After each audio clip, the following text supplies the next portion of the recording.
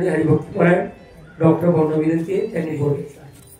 हरे राम राम राम हरे हरे, हरे कृष्ण कृष्ण कृष्ण हरे हरे. हरे राम राम राम हरे हरे, हरे कृष्ण कृष्ण कृष्ण हरे हरे. हरे राम राम राम हरे हरे, हरे कृष्ण कृष्ण कृष्ण हरे हरे. हरे राम राम राम हरे हरे, हरे कृष्ण कृष्ण कृष्ण हरे हरे. पुंडलिक वरदा हरी विठ्ठल श्री ज्ञानदेव तुकाराम पंढरीनाथ भगवान माऊली ज्ञानेश्वर भगवान की जय. सद्गुरुनाथ महाराज की जय. सर्व वेदांत सिद्धांत गोचरम तम गोचरम गोविंदम परमानंदम सद्गुरु प्रणतस्म्यहम्. सद्गुरूंच्या कृपा, सद्गुरूंची ताकद काय असते? आद्य गुरु शंकराचार्य, जगद्गुरु शंकराचार्य विवेक चूडामणी ग्रंथाची सुरुवात करताना बाबा आद्यगुरु शंकराचार्य आणि शांती ब्रह्म एकनाथ महाराज ह्या दोघांमध्ये मला तसं हे ऐसेची संचले सगळे एकच आहेत. संत व्यक्त नाही, संत तत्व आहे. पण विशेषत्वानं अभ्यास करत असताना विवेक चूडामणी ग्रंथाचा ग्रंथ असो, चांगलं कार्य असो, सुरुवात करताना गणेशाची वंदना, गणेशाची प्रार्थना. पण माझा जर माझ्या श्री गुरूंवरती, माझ्या संतांवरती विश्वास असेल ना, तेवढे संत माझ्या ताकदीचे असतील ना. आद्य गुरु शंकराचार्य विवेक चूडामणीचा प्रारंभ करताना गणेशाला वंदना न करता सद्गुरूंना केलेली. एखादा माणूस असं म्हणू शकतो, पण ज्या अर्थी आद्य गुरु शंकराचार्य गणेशाचं वंदन न करता सद्गुरूंचं वर्णन करतात, त्या अर्थी आद्य गुरु शंकराचार्याच्या दृष्टीने सद्गुरू आणि गणेश बाप्पा वेगळा नाहीये ना. बाबा भागवताचा प्रारंभ करताना पहिलं वी खर्च करतात ओम नमो जनार्दना, नाही भव अभाव भावना, न देखोन मी तुपना, नमन श्री चरण श्री सद्गुरु राया. आणि आत्मरूप गणेश स्मरण ही 13व्या अध्यायातली पहिली ओवी तशीच. आत्मरूप गणेश स्मरण होय सकळ विद्यांचे अधिकरण, तेची बंधू श्री गणपती सद्गुरु दोन्ही एक. मला हे सांगायचं होतं की आपली श्रीमंती बरं का, आज ब्रह्मलीन सद्गुरु मूर्ती हरिभक्तपरायण गुरुवर्य महादेव बाबा चकवे यांच्या पुण्यतिथीच्या निमित्तानं आपण सर्वजण या धर्ममंडपाखाली बसलेलो आहोत. वास्तविक संतांचं वर्णन मी काय करावं? ज्या अर्थी त्या संतांचं वर्णन करताना वेदमुखी झाले, किंबहुना सहस्रमुखाची जी जिव्हा ती सुद्धा दुभंगली गेली, त्या संतांचं वर्णन मी काय करावं? बाबांनी कीर्तनात सांगितलं, संत कशासाठी येतात? संत जीवाचा उद्धार करण्यासाठी येतात. तुम्हा सर्व संत जनांच्या काय द्यावी त्यासी माझी ती योग्यता. असं मगाशी चक्रवर्ती थोडा ठोस पाजलाय. गुरुजी म्हणतात माझे योग्य आपल्याला घेता पण आलं पाहिजे. असं माऊली ज्ञानोबरायांची ग्रंथराज ज्ञानेश्वरी अध्याय क्रमांक 5 श्लोक क्रमांक 7 त्याच्यामध्ये 34 क्रमांक 24, जेने भ्रांतीपासून हिरत आले गुरुवाक्य म्हणत उतरे, भव्य संकल्पोनी घात घेऊन या. जैसी समुद्र लवण न पडे तव वेगळे अल्प आवडे, मग होय सिंधूची एवढी मिळे केव्हा. तैसे संकल्पोनी काढिले जयाचे मनाची चैतन्य झाले, त्याने एक देशे परिव्यापी रे लोकत्रय. आता करता कर्म करावे हे खुंटले तया स्वभावे, तरी करी जरी आघवे तरी अकर्ता तो. माऊली ज्ञानोबराय वास्तविक जर पाहायला गेलं ना, ज्ञानेश्वरी एक सूक्ष्म गोष्ट तुकोबाबांच्या भाषेमध्ये की माऊली ज्ञानोबरायांनी आपण म्हणतो की विश्व कल्याणासाठी ज्ञानेश्वरी लिहिली, परंतु धाडस करतो बोलायचं बाबा की मी तर असं म्हणेन की माऊली ज्ञानोबरायांनी त्यांच्या स्वार्थासाठी ज्ञानेश्वरी लिहिली का? तर त्यांना सद्गुरूंना प्रसन्न करायचं होतं. कारण एवढा मोठा ग्रंथ लिहित असताना बघा, ज्ञानेश्वरी असेल, भागवत असेल, काय सद्गुरूंचा मी विचार करतो बाबा की कसं नाथबाबांना किंवा कसं माऊलींना त्यांच्या सद्गुरूंचं चिंतन करण्यासाठी उभे आठवले असतील, कसे शब्द सुचले असतील. आपण जर विचार केला, जर आपण आपल्या श्री गुरु पुढे जर राहिलो कधीतरी, तर आपल्याला काय होतं आपल्याला कळत नाही. मग त्यांनी ते व्यक्त केलं. माऊली ज्ञानोबा ज्ञानेश्वर मध्ये म्हणतात की माझ्या मध्ये एवढं सामर्थ्य आहे की मी निर्गुण निराकार परमात्म्याला साकार करू शकतो, पण कुणामुळे? माझ्या सद्गुरूंच्या कृपा आशीर्वादामुळे. तुम्हाला आम्हाला सद्गुरू लाभले. माऊली ज्ञानोबा म्हणतात, अहो सद्गुरू कृपा हे असो दिठी जयावरी झळके की महापद्म कारू माथा पारिके तो जीवची परी तुके. महेशाचे ताईने सांगितलं मग अशी की परीस असं सांगितलं ना. मला एक विचारायचंय की आपण जेव्हा आपल्या सद्गुरूपाशी गेलो, आपल्या सद्गुरून आपला देव शोधून दिला की आपला देवच केले? आपला देव केलं नाही, पहिलेच आपण होतोच. आपण तुका म्हणे आम्ही प्रमाण बसत नाही, तुका म्हणे आम्ही विधीचे जयंती स्वयंभू आयते केले नाही. आपल्याला सद्गुरूने काय केलं? पाण्यावरती जर शेवाळ आलं ना, शेवाळ आपल्याला पूर्ण पाणी उपसत बसवावं नाही लागत, वर तर शेवाळ बाजूला करायचं. तसं नाथबाबा म्हणतात, पृथ्वी निधाने भरली आहे परी पायाळ वन प्राप्ती नाही. तैसा आत्मा स्वयंसिद्ध आहे, पण गुरु कृपाला आहे ते प्राप्ती. आपल्या श्रीगुरूंनी हेच केलं. एक साधा दृष्टांत गुरुजी आमच्या नेहमी देतात की एका महिन्यामध्ये 2 तलवारी नाही बसू शकत, एका महिन्यामध्ये एकच तलवार. तसं एरवी ज्ञान ही आपुली किंवा अमृतानुभवामध्ये माऊली ज्ञानोबा सांगतात, तैसा आत्मराज तव ज्ञान मात्रची भरीव. आत्मराज तव ज्ञान मात्रची भरीव तो स्वतः सिद्ध आहे. फक्त काय झालं? तुका म्हणे पाहिले मागे तेवढ्या वेगळी अंतरला किंवा असं पण नाही. अनंत जन्माचे अनंत संस्कार, या संस्कारामुळे आपल्या जीवाला पडली भ्रांती. आपण म्हणतो की जेने माझ्या सद्गुरूने माझी भ्रांती घालवली, पण मी माझा पेपर तपासला पाहिजे की जेने भ्रांतीपासून हिरतली माझ्या सद्गुरूंची कृपा आहे, माझ्या सद्गुरूंचं सामर्थ्य आहे. कारण ही असोदिठी जयावर झळके. सद्गुरूंची दृष्टी एखाद्यावर पडली ना, किंवा प्रभू रामचंद्रांनी अहिल्याचा उद्धार केला. मी तर म्हणेन की जोपर्यंत सद्गुरू जीवनामध्ये येत नाही, रामरूपी सद्गुरू जीवनामध्ये येत नाही ना, तोपर्यंत अहिल्यारूपी शिळेचा उद्धार होऊ शकत नाही. विस्तार करायची गरज नाही. आपण सर्व माझ्यापेक्षा ज्ञानाने मोठे, तुम्ही श्रोते जगदीश मूर्ती, येथे माझी उत्पत्ती किती बुद्धिहीन अल्पमती सर्गी करतो. विस्ताराची गरज नाही. इथं मनुष्य देहाचे सांगण्याचं व्यासपीठ पण राहिलेलं नाही, कारण मनुष्य आहेच नाही. हे आपले श्रीगुरू पण सांगतात, नाथबाबा भागवतात सांगतात, जेथे जन्मच नाही झाले तेथे मरण न लगताची गेले, ऐसे भजनी माते पावले भजन बळे मध्ये बघतो. दारोबा कशी बोलणे, जे मरण आलीच कडे, पण योग्यता नाही माझी, पण बाबा बोलायचं धाडस करतो की आपले जे गुरुजी आहेत ना, गुरुजी हे सोपे नाहीत बरं का. कसे आहेत माहितीये का? गुरु कुंभार शिष्य कुंभ हे, घडी घडी निकाले खोट, अंतर दे हात सहारा बाहेर मारी चोट. आणि चोट ज्याने झेलली ना, तो मात्र तरुण गेला. विचार सागर ग्रंथामध्ये बघा बऱ्याचशा बोटी दाखवलेल्या आहेत, आणि टॉपला एक बोर्ड दाखवलेली, सद्गुरू त्यांचे शिष्य बसले. मला माझ्या सद्गुरूमध्ये एखादी खोट जर काढली ना, मी माझं परम भाग्य समजावं. कारण माझ्याची चूक मला जर माझ्या गुरुने दाखवलं नाही तर मी नाही त्याच्यासारखं होऊ शकत. हे त्यांचं सामर्थ्य आहे बरं का. आपण सारखी करतात कळलं, हे माझ्या गुरूंचं सामर्थ्य आहे. माझ्या श्री गुरुने मला तसंच केलंय, पण मला तसं वाटतंय का? प्रबोध देणं आणि प्रबोध होणं फरक आहे.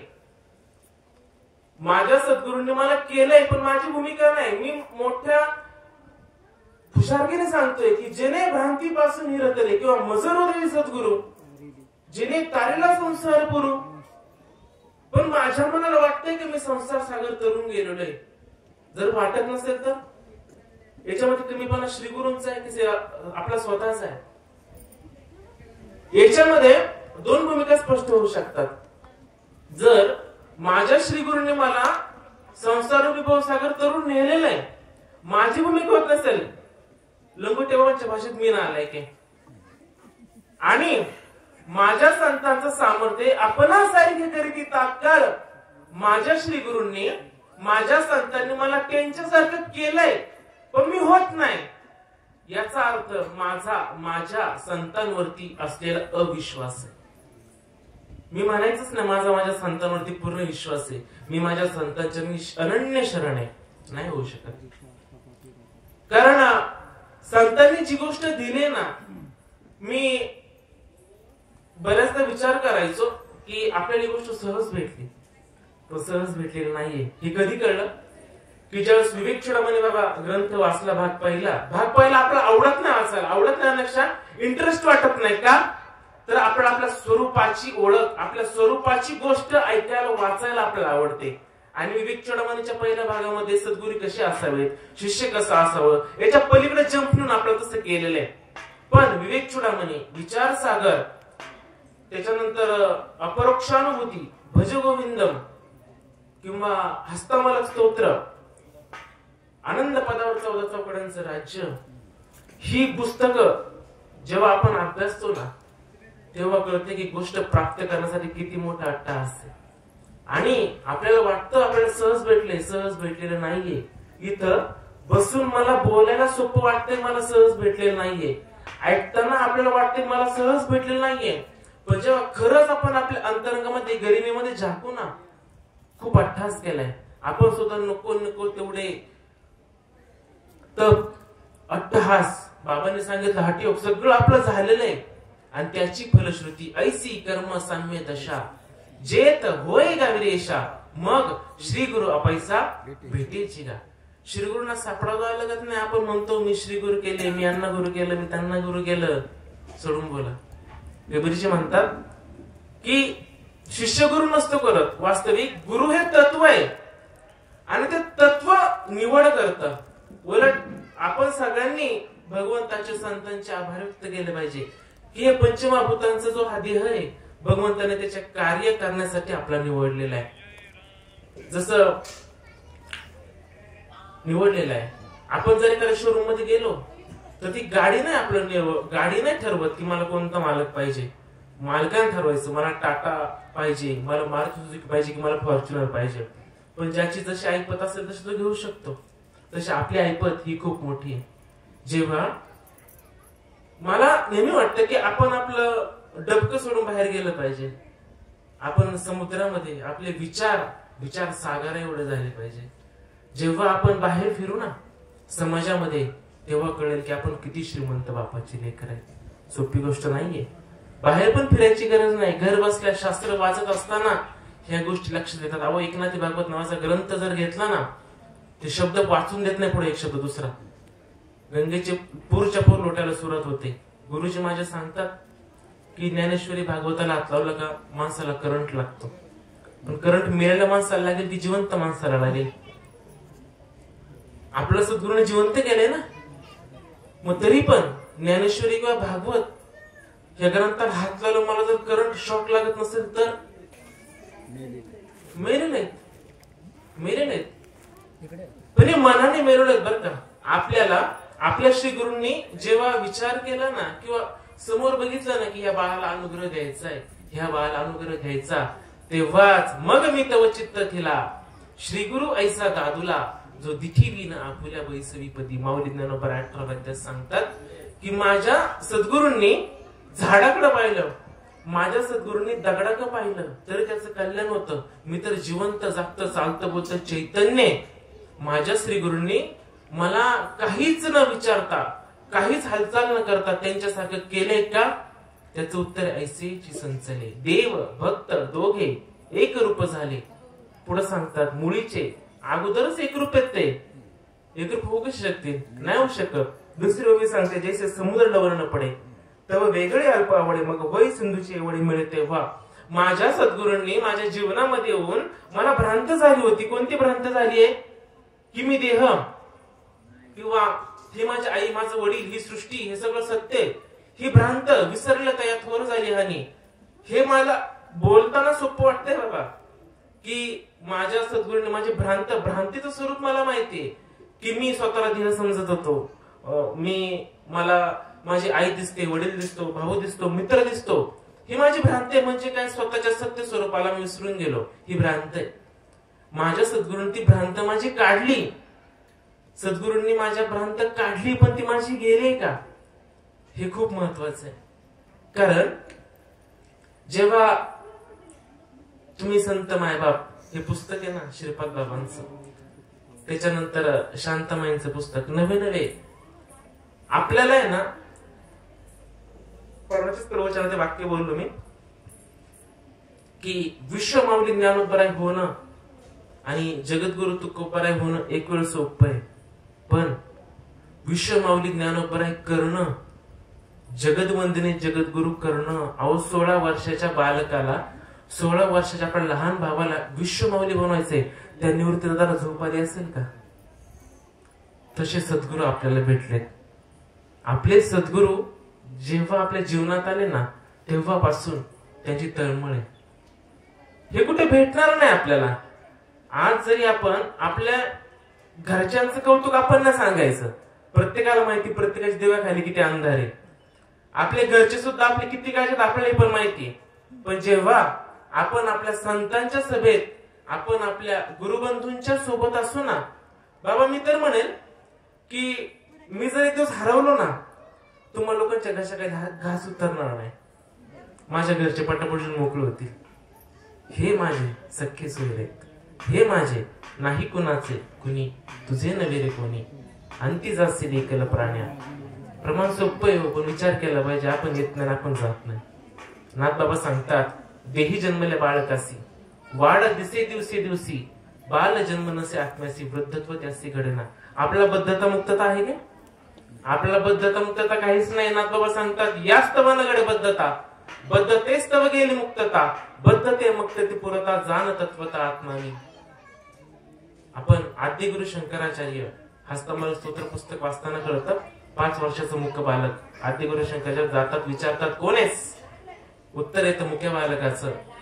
संत रेड्याला बोलायला लावतात. संत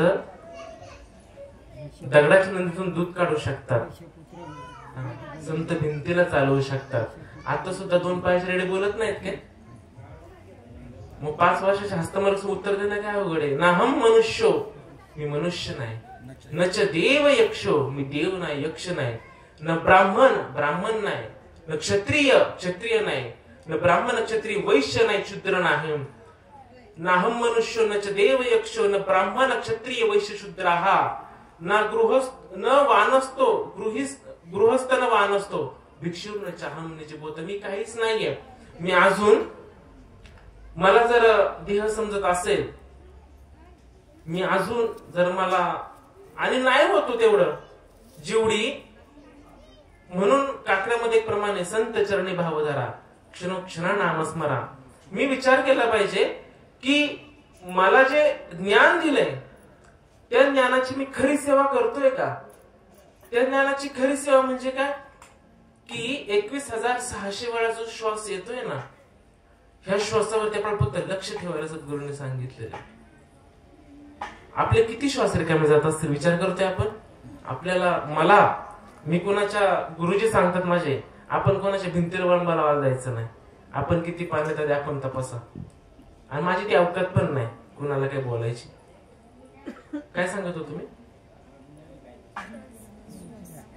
काय त्याच्या आधीच चालू होतं श्वास. हा, आपण आपलं सांगितलं ना की श्वासावरती लक्ष ठेवायचे. आपल्या प्रत्येक 21,600 वेळा आपण जप करतो का हो त्या ज्ञानाचा? कबीर कहे कमाल को क्यों बजावत है ढोल, एक श्वास निकल जाएगा तो 3 लोग का मोल. बाप रे, दिल्ली तो अभी बहुत दूर आहे. ते माकड कसं म्हणतं, आपण जास्त मस्तीत नाही राहायचं. मी मालिकेत जन्म घेतला, मला ज्ञान भेटलं, मस्तीत नाही राहायचं. पुढती जावी पाय, बुद्धीच कल्पनेची झोप ये, तर भेद भेदू जायचे स्वप्न पडीचे. तुका म्हणे पाहिले मागे तेवढ्या वेगे अंतरला. आपण, मी जास्त मस्तीत नाही राहायचं. माझं सांगतो कारण ऐकणारा मीच आहे, बोलणारा मीच आहे. होऊ शकतं, विसर पडू शकतो त्या गोष्टीचा. ज्या वेळेस आपण सत्संग, संत संग, बाबा नक्की शब्द सत्संग आहे की संत संघ आहे? सत्संगाचा तो अपभ्रंश संत संघ झाला. अच्छा, म्हणजे मूळ शब्द सत्संग आहे. सत्तत्वाचा संघ करणारे संत. ओके, क्लिअर झालं. सत्संग खूप महत्वाचे. नाथ बाबा भागवतामध्ये प्रतिज्ञा घेऊन सांगतात, सत्संगा वेगळे जाणं, तात्काळ पावावया माझे स्थान, आणि का नाही साधन सत्य जाण उद्धवा. सत्संग खूप महत्वाचा. एका जनार्दनी सत्संगा वाचोनी, पावला जो कोणी, तरला जो कोणी मज सांगा. सत्संगामध्ये येतो, मी रोज येतो. बाबांनी सगळे छोटे चके बाबा असतील, आता 2 नाव पाडावं लागतील. जसं मोठे बाबा छोटे बाबा होते ना, तसं इकडे मोठे बाबा छोटे बाबा असं म्हणला आणि गेलाच नाही त्याला. बाबांनी सत्संग भरवला, चके बाबांनी सत्संग भरवला. मी आलो, ऐकायला आलो, भागवत कथा बाबांची ऐकायला आलो. कशासाठी आलो मी उपकार केलेत का बाबांवरती? नाही, मी माझ्या उद्धारासाठी आलोय, मी माझ्यासाठी आलोय. बऱ्याचदा आपलीच माणसं, आपण ज्यावेळेस समाजामध्ये फिरतो ना, किती पळता तुम्ही, किती अट्टास करता, हे करता, काय कोण पळते कोण पळलं जाते. जेवढं पाहिजे तेवढं तर नाहीये. जेवढं पळायला पाहिजे, जेवढे आपले महात्मे पळालेत त्या मनाने काहीच करत नाही हो. तरी पण आपल्याला बाबा मागाच एक मुद्दा उचलतो तुमचा. मगाशी मी आलो आणि मला वाटतं कुंडलिक बाबाच की मला बोलले की या महाराज बसा. बाबा एवढं महान राज्य प्राप्त झाले, महाराज नाही का?